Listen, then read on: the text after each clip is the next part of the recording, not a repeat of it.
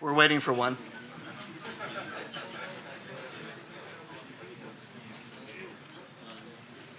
You have the power to make this go faster if you have one. Actually, it's the cable.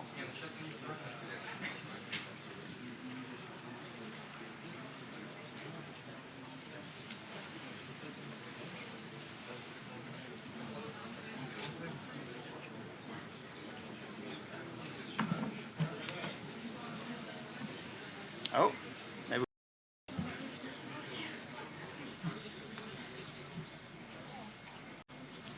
Cool. Let's see here. What's going on?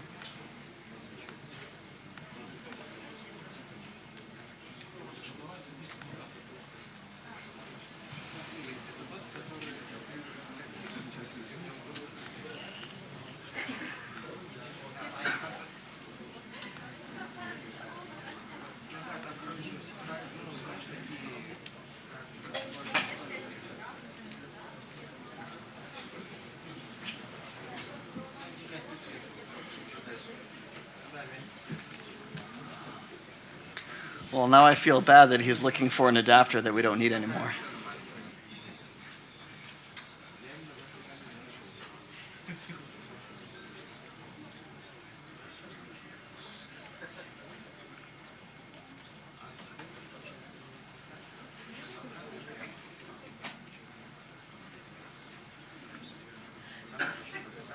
Is there any other staff from PH Days here at the moment? Are we ready to go, or should we wait? Start? Oh, hold on. Are we ready to go? Yeah? All right, good. Good afternoon, everyone. So this is a talk about an interesting topic. I call it Janitor to CISO in 360 seconds, which is about 6 minutes. And we will be discussing a very interesting attack against mechanical pin tumbler locks. So before we begin, let me talk a little bit about who I am. So I am associated with Tool.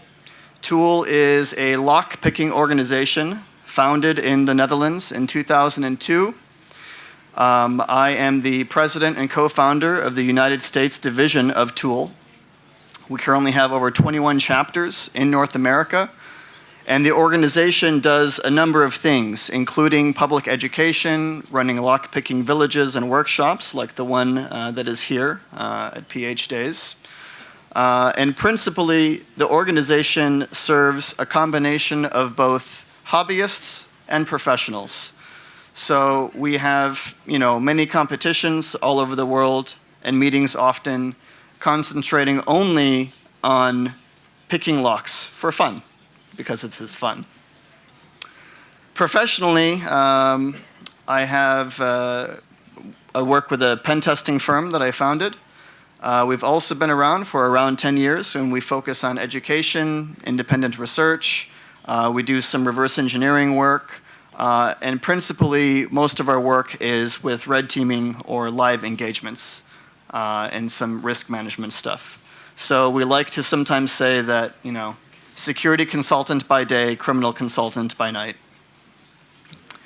But that's my background. So let's talk about some locks. And why are locks important? Why do they matter? Well, the reason locks matter, even in the information security world, is that if you can touch it, you own it, right? If I can physically get to your hardware, to your firewall, to your servers, we got it working. Thank you. I know it's all right. Then there's a problem. And so the physical security is just as important, if not more important, than the cybersecurity. And so oftentimes all of the hard work that you put in at the data center can be undone by using the wrong locks that were purchased from a hardware store. And locks also serve another interesting function that is important to remember, which is to say that locks function as seals that are evidence of tampering. Before we had easy ways of locking up our personal belongings, sailors at sea would often use special knots in order to detect if someone has been in their bag. So if anyone in here is familiar with knots, there are some different names for them. In the US, this is something we call a reef knot, and it's a very common knot, used very often on boats. And many years ago, sailors used to use something called a thief knot, which looks very similar to a reef knot, but takes a very special way to tie it. And the reason for that is at the time, thieves would look at the knot of the bag before they opened it, memorize it, look in the bag to see if there was anything interesting, and then try to tie it again with the same knot to delay the amount of time that it took before they were detected. And so the thief knot, because it looks like a reef knot, if the sailor came back and saw that, oh, it's been tied incorrectly, then they knew someone was in here. And locks serve the same function as well. The purpose of the lock is not only to prevent access, but to tell you that someone was there. If you walk into your office and the door is missing, or there's a big hole in the wall, you know there's a problem.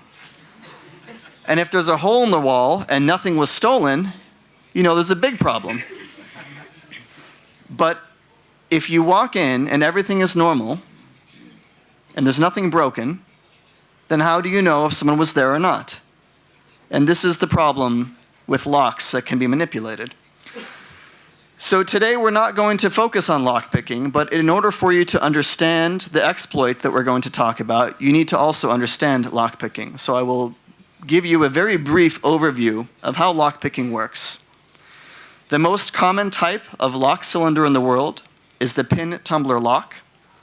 They come in a variety of shapes and sizes, and they all look very similar from the outside. Who in this room has seen this type of lock before?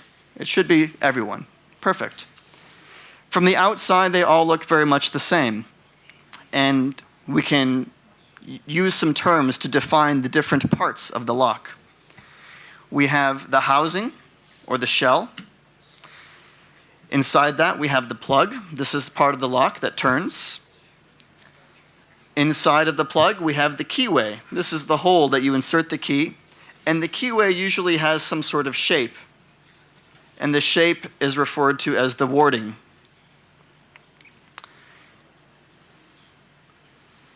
So again, here's the outer view. And if we were to look inside the lock, this is what we would see. We would see a key pin, a driver pin, and we can see that these two work together to keep the lock closed. And normally from the outside, you can only see the key pin. So again, normally you don't see the driver pin. You only normally see the key pin. And of course, there's a spring, but this much is obvious. So without a key, does the lock turn? No. Why not? The driver pin is blocking the rotation. And it doesn't matter if the lock is installed this way or this way. They work the same way. In the US, we often install our locks like this. In Europe, often like this. I don't know what's common in Russia. Like this or like this? Like this. Like this? First one? Yeah. First one, yeah. Pretty much everywhere in the world, it's like this. But it works the same way no matter what. And of course, when you insert your key, the pin is raised to the shear line, and the lock is open. And in a real lock, there is not only one pin, there is 5 or 6, maybe 7 pins. And so when the key is inserted, each one of those key pins must be raised to the proper height in order to allow for the lock to open. And if even one pin is too low, like you see there, or too high, the lock doesn't open. It must be just right. And you can also notice that the points, the sharp parts on the key, don't matter. The only thing on the key that matters is the part that the pin rests on. And if you've never seen the inside of a lock, this is not very obvious. This is also why sometimes if the key has trouble working in a lock, if it's been copied many times, why sometimes you can wiggle it back and forth and you can make it work. Not really directly related, but interesting. In movies, we see people shooting locks a lot, so we shot some locks. And interestingly enough, even though we put holes through the locks, the shackles remain closed. And it's important to keep in mind that lock cylinders are part of a system of components. And the cylinder is not the only component of a lock. Even if the cylinder is missing, you can see the lock can still remain closed. But we're not going to talk about that today. So in a perfect world, normally when you apply any kind of pressure to the lock, all of the pins are blocking the rotation equally. But in the real world, there are manufacturing defects and problems in the lock, in the pins, that result in issues with tolerances. Does anyone see anything wrong with this lock? That's correct. It's not on a straight line. You can see that some of the pin chambers on the left-hand side are not perfectly aligned, and this causes a problem in the lock. So when you apply turning pressure, the pressure is applied unevenly, and this allows you to manipulate the lock. So again, on the left, you can see a perfect lock, which does not exist, and on the right, you see an exaggerated version of a realistic lock. And so this is how lockpicking works. When you apply pressure, you're able to raise the pin to the proper height. The plug turns a little bit, and now you can set multiple pins. And if you are interested in learning more about lockpicking, I encourage you to come to our workshops tomorrow, and you can practice this yourself. But today, we're going to talk about something different. We're going to talk about master keyed systems. And these are systems where you have large buildings or schools or institutions where there's several hundred or maybe several thousand lock cylinders. And there are some people that have keys. They only open some doors. And then there are some people that might have a master key or a top-level key that opens all of the doors. Has anyone here seen a system like this in use before, where you have one key that opens multiple? So some. It's not as popular in different parts of the world. But what's interesting is that in addition to, okay, so we're going to say this right now. If you have a cell phone, please put it on silent right now. If you have a cell phone and it's not on silent, please put it on silent. Thank you. So master keyed systems offer a couple of different advantages, and they're also vulnerable to a type of attack that we'll discuss. So how does the master key system work? Instead of only having 2 pins in a chamber, you have multiple pins. So as the key is inserted, key cuts of different heights can open the same lock. So in this example, you can see that we've replaced the number 8 pin with the number 6 pin and a number 2 pin. And what this means is that a key in that position can open the lock either with a number 6 cut or with a number 8 cut. Does this make sense? Yeah? It's a very simple concept. And using this idea, you can make very large and complicated master key systems. So you can have individual keys that open the locks, and then you can also have high-level keys that open multiple locks.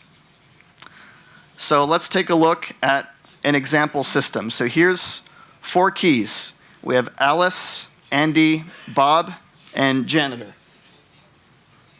And each one of their keys has a different code, a different bitting. And this is the code of the key that operates the lock. Each one of those locks is also a little bit different. So you can see here's Alice's key. Her key works in her lock in the upper left-hand corner, but it does not work in Andy's lock or in Bob's lock. Andy's key works in his lock in the upper right-hand corner, but it doesn't work in either of the other locks. Bob's key, same thing, lower left-hand corner. Bob's key works in his own door, but it will not open any other doors. Now you have the janitor's key. And you can see the janitor can open 2 of the doors, but not the 3rd door. because that's not a door that he's supposed to have access to. And about sometime in 2003, a colleague of ours, Matt Blaze, published an academic paper about using optimized attacks to decode the top-level master key. And it received, at the time, a great deal of attention from locksmiths. He even received death threats for publishing this very simple paper. And it was news for a couple years, and then it was quickly forgotten. And what's interesting to us is even today, 13 years later, we still see the same problem in all sorts of systems all over the world. And what's interesting about this attack is if you compare the cylinder parts to how cryptography works, you can think of the cylinder as an oracle. Think about, what does the oracle check? What does the cylinder check when you insert the key? It checks the key bidding. And how does the cylinder respond to the key? It either opens or it doesn't open. So it gives you feedback. Is the key correct or is the key incorrect? Now, using what we know about locks, how can we extract information from the oracle? How can we get the oracle to leak secrets to us? Well, let's take a look at that. So here is Alice's key. This is a lock that she can access. This is her own door. So her bidding is 36235. Obviously, it works in her lock. We don't know what's inside the lock, but we know for sure, at the very least, all of the driver pins must be at the edge of the plug. So at the very least, we know that this is correct. But if the system is master keyed, we also know that there are other pins in the lock. We just don't know where. These details are hidden to us because we cannot see inside the lock. So what do? Well, we can attack the lock pin by pin because the pins don't talk to each other. So what we will do is we'll first take some blanks and we're going to copy Alice's key. Except in the first position, we're going to leave it 0, uncut. And on all of the other positions, we're going to use the cuts that we already know from her key. What we're going to do is we're going to sweep through this range. We're going to only concentrate on one bit position at a time and move through it and check it each time. So here's the first key. We file it away. We put it in the oracle. And the oracle says, no, the key does not open. So we know that the one position is incorrect. And we keep going. We try the number 2. If you're filing by hand, your cuts might look different. But remember, the only thing that matters is the lowest point where it touches the key. So we try the key again. The lock doesn't open. So we try it again. We go down to 3. So what's going to happen? Is it going to open? Yes. Why? It's the same key, exactly. We already knew that this was the correct bidding, the correct bidding, sorry, and we've now duplicated that. However, we've learned something. We've learned that at the very least, this pin is solid. There might be more pins above it, but we know for sure that this pin is solid. So we have to continue exploring. So we file down one more position, we try the key, and find that it doesn't work. We keep going, try number 5, try it again, doesn't work. Keep going, remove the key, file it down to number 6, try it in the lock, open. Now what have we learned in this example lock? We have learned that there is another pin, and we have learned the height of that pin. So without opening up the lock, we've discovered this other pin height. Now we know this one. And we can repeat the same process for the rest of the pins. There is a chance that there are more shear lines. So if we want, we can continue exploring to number 7 and try it. But in this case, in this example, it did not work. So we know in the first position, there was only a 3 and a 6. And you can do this for any position. Now, in this example lock, we're using a Kwikset brand lock. It's an American lock that you'll never see here, thankfully. It's terrible. There are only 7 positions per chamber. So we don't not have to go past 7. So now we're going to prepare our second key. And we use the 6th position in the first part of the key, because that's what we've already learned. In the second position, we put in a 0. And the rest we put in from the original key. 0 depths with no cut are very rare. They're not used very often. So if you're trying to save time, you don't have to check 0. But it also doesn't cost you a lot of time to check 0. So in this example, we'll start at the number 1 depth. We try it. Lock doesn't open. File it down to number 2. We try it on the lock. Still doesn't open. And we keep going. We're at 3. Try it again. Lock doesn't open. Keep going. Try the key. Open. What have we learned now about this position? Well, we know the number that we learned is different from our original key. So we've now discovered the other master pin in this chamber.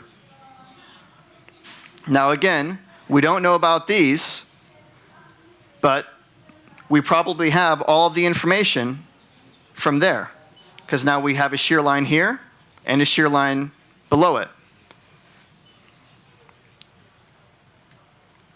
Because we know all the other positions from our original key. So now we're basically done with position 2.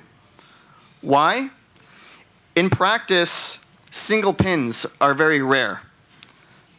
They cause problems in the lock if the pin is too thin. So you can usually, in most systems, if you're performing this attack, you can skip numbers. You don't have to try each consecutive number once you reach a successful position. So because of that reason, a 5 depth is unlikely. So we could try a number 6, and that would work. But we know that because we knew that from before. What about 7? Should we try number 7? No. Why? Because then yeah, exactly. We wouldn't want to try number 7 because it would be a single position pin, and this would be very rare in the lock. So, and since quickset locks in this example don't go past number 7, we don't have to keep going. So now we prepare a third key. Which cut will be in the first position? 6, yep. Second position? 4. Third position? 0. We have some people listening. And for the rest of the key, do you remember? You may not. It's okay. 3 and 5. Very good. So now we explore this position. And as you can see, through this process, it's very, very simple. This is not complicated. And this is also something that you can do without arousing any suspicion. Because you're not picking the lock. You're not using any tools. All you're doing is you're inserting a key into the lock and seeing if it opens. Someone watching you even on a camera will only see you inserting the lock and trying to open it. And you can pretend that you were at the wrong door. Or maybe you have access to that door. Maybe it's your office. You can do this on your own door without touching any other doors and discover information about the rest of the system. So, should we try number 1 or 3? Well, no, because we know that our original key was 2, and we know that single positions are very rare, so we can optimize our attack, and we can jump right to number 4. So, our third key is prepared. We try it. It doesn't turn. We keep going. We try it again. And open. So what does that tell us? Well, it tells us quite a bit. Now we've learned even more information about the lock. We don't have any news yet about the final 2 positions, but otherwise we think we probably have the third position. Do we need to explore number 6 or number 7? No? Why? 7 maybe, sure. If you're not sure, you can check. But if you know that there's going to be only one position, if it's not a very large system, you don't really have to keep going once you've discovered already one of the depths. So now we prepare a fourth key, 6, 4, 5. We put in 0 for our cut. put in 5 for the last cut because we already know that from before. And why are we skipping 0, 1, and 2 and going directly to 3? Well, we're actually not, sorry, I apologize. You caught me. We're going to test 1. We know 3 was our original height, so we're only going to test 1, then we're going to test 5, 6, and 7. So we go to 1, we try it, doesn't work. We go to 3, we know that that works because that's our key from before, obviously. So we try 5, doesn't work. We try 6, still doesn't work. And we try the last one, and it still doesn't work. What does that tell us? There's no master pins in that position. So position 4 is not mastered. Now we've decoded 4 out of the 5 pins. And so now we prepare our very last key. So now the 5th position is free to be explored. We could try 0 or 1. So we'll try number 1. And it works. So what have we probably discovered at this point? There's a very strong chance that we've probably discovered the master key for that system. What's the easiest way to check if that key works? Just start trying it indoors. Yeah. Walk around to different doors, try it, and see if it works. That is all you need to do to decode a master key system. It's possible that there could be another cut here, and maybe there's some other cuts here. But if you just start trying it in different doors, then that could be all that's necessary in order for it to work. Now, if you've done it with a machine, your key will look something like this. If you've done it by hand, your key might look something like this. If you've done it by hand poorly, it might look something like this. It might get stuck in the lock. So be careful you don't do that. But let's take a look at our original locks again. So here's our original lock, and you can see the master pin depths as well. Here is an alternate lock in the same system. A new lock, a different lock. That's part of the same master key system. Our decoded master key would work there as well. And this is an attack that took you, what, 20 minutes to learn? How much time do you think it will take to work through all these keys if you have them prepared in advance? At most. If you want to do all the cutting, and you're counting the amount of time that it takes to cut, sure. But what's interesting about this is you can prepare all of your attack keys in advance. If you have your working key already that you're going to use, you don't have to go back to your key machine between each test. You already know all of the possible keys that you're going to use. And key blanks are very cheap. They cost, in 10, 20 US cents. So you can buy 20, 30 keys, however many you need, and prepare all of your exploratory keys in advance. And you can go through all of these keys very, very quickly. Now, with this attack, is there any evidence left in the lock? Yeah. No. Normally, with lockpicking, there's forensic evidence left in the lock, scratches here and there. With other techniques, there's always forensic evidence left behind. With this particular technique, there is no forensic evidence left behind because all you are inserting into the lock is a key. If you perform this attack, do you think it's easy to detect? For others, no. So what do you do? If you have a master keyed system, well, you could just not use master keying, but master keying provides a level of convenience that a lot of customers enjoy. If you have to use master keying, I would maybe recommend that you take your important assets, such as server rooms, wiring closets, laboratories, and don't make it part of the master key system. There's no reason that every door has to be master keyed. It's okay for whoever is important enough to have access to everything. It is okay for them to carry 1 extra key, 2 extra keys. Or alternately, you can use systems from different companies that combine mechanical elements with electronic elements, such as, the ASA click. This is a lock cylinder that uses a combination of a cryptographic electronic token in addition to high security mechanical elements. That's basically it. This is something that, even though it's a very simple attack, and even though it's an older attack, we have run time and time again into clients that have never heard of this. Had anyone heard of this attack before today? No. Is it kind of a scary attack if you have a master keyed system? Yeah, sure, absolutely. So that's the basic idea. We have some time for Q&A. I have a lot more content if anyone has any specific questions about a topic. I think we have a good amount of extra time, so I'd be happy to switch to that as well. And that's what I have about master keying. So thank you for that. Does anyone have any questions? Yes, in the back.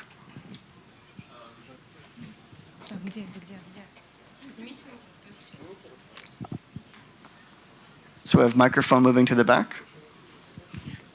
Mm-hmm. And we have a question here.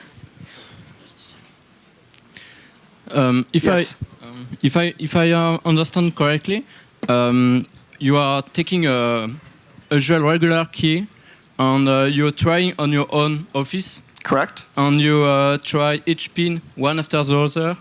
But this assumes that the master key is totally opposite from the regular key. And what happens if the master key is part of regular key and part of extra pin you guess at this time? I don't know if I'm clear. Ask me the question once more. I'm very sorry. Okay. To perform this attack, you take a key, your regular key, Mm-hmm. you put it in the pin, and one after the other, you are guessing the missing part. But you're checking it. Yes, yeah, that's correct. One by one. That's correct. One by one. But and then you eventually find every part who doesn't belong to the original key. Correct. So you assume that the master key is only constituted by the opposite part you Correct. just find. Correct. And if it's only a combination of your key and the extra pins you found, so there are a lot of possibilities. Ah, yes, I understand now. So what you were saying is that in this example, we're assuming that any pin depth that we find that is not part of our original key is part of the master key. Yeah. If the system is a smaller master key system, then this will almost always be true. If it is a system that uses multiple keys, so if it looks closer to, let's see here, one moment.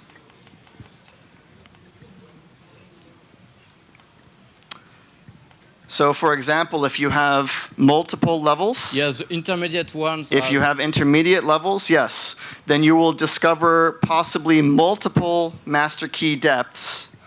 And then you will have a situation where you might accidentally discover one of the intermediate keys. And you will have to do some more testing and more exploring to figure out the actual master key.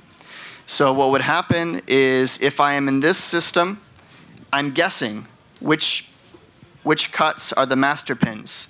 So what will happen is I will start trying it on doors, and it'll work on maybe 5 or 6 doors, and then it won't work on another door. And then I know, or I can assume perhaps, that one of my pin positions maybe is not correct. So then I can again use that door as another test case, and I can test the other heights. So with larger and more complicated systems, there is certainly a little bit of more work that is necessary. But you're still deriving a lot of very important information from the lock without doing anything invasive and without doing anything complicated. It's very much like if on a computer there was something that you could do where it would tell you what characters were in the password. It reduces your key space considerably, and it makes the brute force attack Very, very fast. Does that help answer your question? Yeah, just if there is only two possibilities, of course it's very easy to know for sure that your key is master key without spending time to office where you don't are supposed to be. So then Right. you have to check, even if you are checking a small amount of possibilities. Yes, if it's a small system, you can assume that the other height is the master key. But if it's a large one, you will have some more work. Yeah, sure. Thank you. There was a question here. Yes. Hello. My question is, do you think that it is possible to build some device that will do it automatically without, cutting manually? That's an interesting. There is some kind of That's an interesting concept or something like that? That's an interesting question. So actually, it should be possible. I'm going to try to find a picture of a tool here. While I'm looking for this, there's no HDMI here, so I can't connect my phone. And I'm not going to connect my computer to Wi-Fi. Okay, so I'll just have to explain it. I apologize. I was going to look it up online. If you search Google Images for the Sputnik lockpick, it's a device that has a key with holes in it, and it has wires coming out of the holes. And the purpose of this is to be able to change the heights of the pins without having to use different keys. And it's a very advanced lockpicking tool. And if you, in theory, were to connect such a device to, say, some motors or some servos and use some different sensors, then yes, it should be possible to build a brute forcing tool. It's quite possible. It would be some work, and it wouldn't be cheap, but it would be very possible to make a brute forcing tool. I would say so.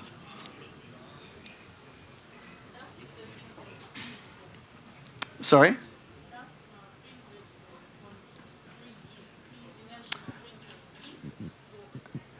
Was the question, do 3D printed keys work? Yes, 3D printed keys absolutely work. There's been, that's a great question.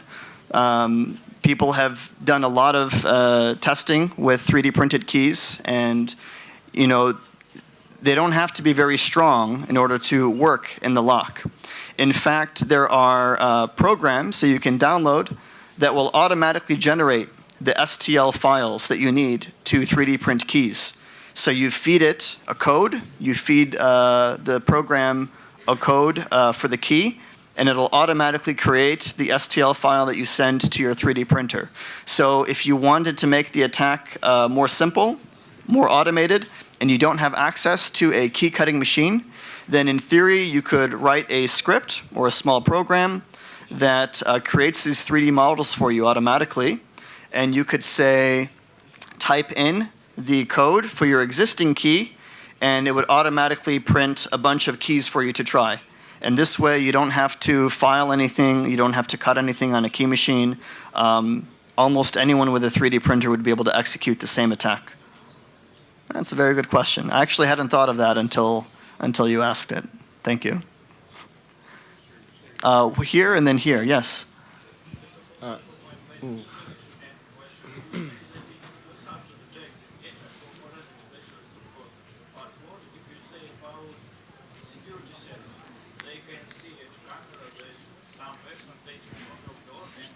Can we give him a microphone? I'm sorry, I'm having some trouble hearing you. One moment. Perfect. Once more, please.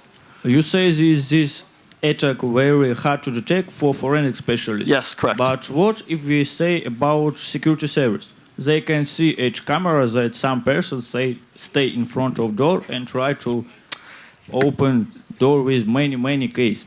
So that's a very good question. I'm glad you asked it. So if you're saying if there is a camera and there's someone at the door with, 20, 30 keys, that looks a little strange, and I would agree.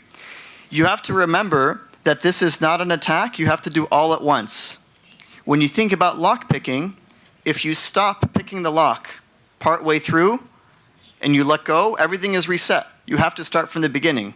So sometimes it is necessary with traditional lock picking to be in front of the lock for 10, 15, 20 minutes. And this is very easy to detect.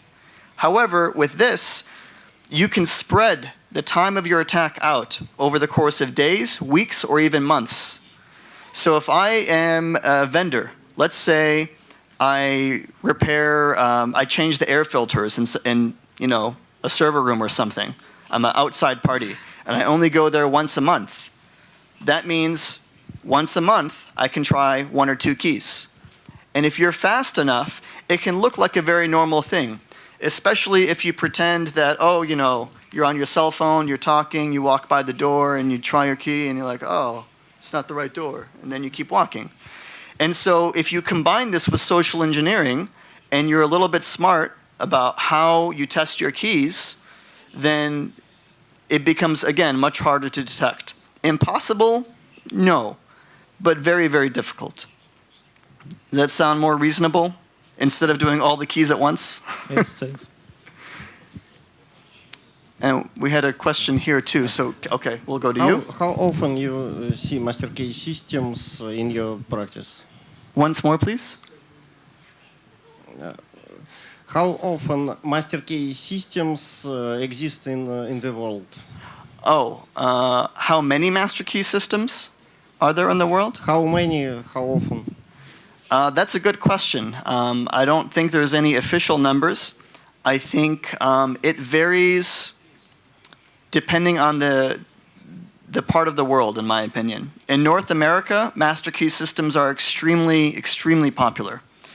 I have found that in much of Eastern Europe and in Asia, they're not as popular. And the reason for that is because of a diversity within the locks and because people seem to change their locks more often. And so master key systems aren't as practical. There also aren't necessarily as many institutions that are interested in spending the money and the labor of paying a locksmith to master key a system. If you consider the extra work that goes into repinning each lock from the factory, and you multiply that by the number of cylinders that you have, then some customers may not be interested in paying for that. It might be cheaper just to have a bunch of different keys. And this is why, some people have a key ring with, 100 keys or something on it. I can't say how popular it is here because I don't spend a lot of time in Russia, unfortunately. But I can tell you, at least in the US, master key systems are very, very common. They're very popular. Every university that I have been to has had a master key system. Every major office building that we've visited has had a master key system of some kind. And you won't find it in smaller businesses, but if you have any businesses that have hundreds or thousands of doors, then there is a higher chance that they might have a master key system. Does that answer your question? Yeah, thank you. And I think we have a question here. Are there any mechanical means of protection against this type of attack if we need to use master key? Are there, the question was, are there any protections or mitigations against this attack? Mechanical protection. Mechanical protections. Unfortunately, we're not exploiting a defect in the lock. The lock is working exactly as intended. And any kind of protection that we come up with would break the master key system from working. So this attack is more a problem with the entire idea of master keying and less a problem with the individual design of the lock. So really the only practical way to deal with this attack is either to not use master keying or to use different locks for doors that are very important, or just to use a electromechanical system that combines, as I mentioned, something electronic with something mechanical in the lock itself. Not access control, not RFID, but something electronic in the key as well. That's unfortunately, none of those answers are very good. So the short answer is that there's no easy way to avoid this and still have master keying. Thanks so much. Here's the question. Okay. Any more questions? Yes, I Yes. have one. Oh, yes. Is there any way to create the first key? In this attack, you show that I have one key that opens at least one door. And I assume, as I know the lock system, but I don't have any key. Okay. So the question is, right now we are starting with some information. Yes. How to craft the... If we have no information, what do we do? You have a couple of options. One of them is you could pick the lock with something like the Sputnik tool that I described, which uses, wires, and then decode it that way. The other option is to use a technique called impressioning. And actually, I can show it briefly since we have some extra time. If you guys are interested. Does anyone want to see another covert lock opening technique? So with impressioning is another technique that often is used by intelligence agencies and locksmiths alike. And we'll do this. Here we go.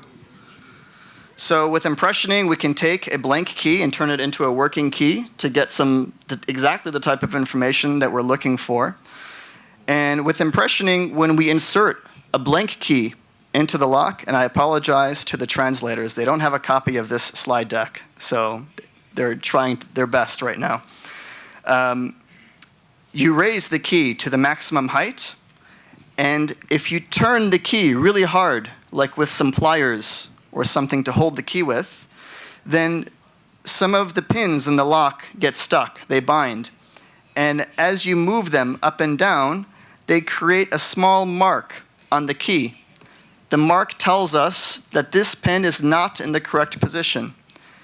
And so by removing the material and performing this over and over, we keep going. And anytime we see a mark on the key, we remove the material and we try again. And what happens when the key pin reaches the proper height, then there will be no mark because that pin will not be getting stuck. It will not be binding. Instead, there will be a mark that appears, a new mark that appears. And these marks are, just so you understand, they're very, very hard to see if you're not trained. Does anyone see a mark on this key? It's right there. It's that little dark spot. It's very delicate work. It's something that requires a great deal of practice, far more practice than lockpicking. But you can very quickly create working keys for a lock.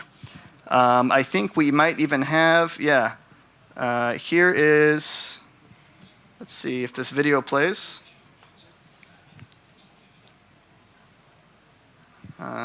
It does not. Oh, sorry.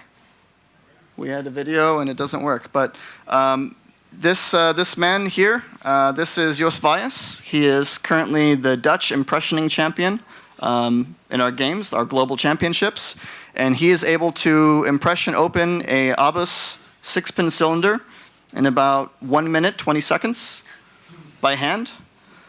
So if you use such a technique to create a working operating key, then you can then combine it with the master key attack and decode the master key. So that would be one example that I would use. Yeah, and now we're out of time. Yeah? Okay.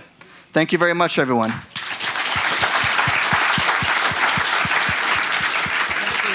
your favorite questions to get them short, small presents. Shoot. Microphone, if you want. I don't know. I don't know. Just think about that. Друзья, еще I liked- футболочки за вопросы. I liked the 3D printing question because that was a good idea. Окей. Девушка, вопрос про 3D принтер, которая. Футболка. Футболка? And the next one? The last one. His question was a very good one. Yeah. Thank you very much. Thank you.